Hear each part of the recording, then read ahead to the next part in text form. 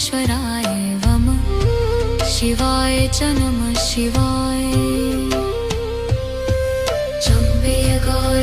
शरीरकाय कर्पूर गौरार्ध शरीरकाय धम्मिलकाय च जटाधराय नमः शिवाय च नमः शिवाय।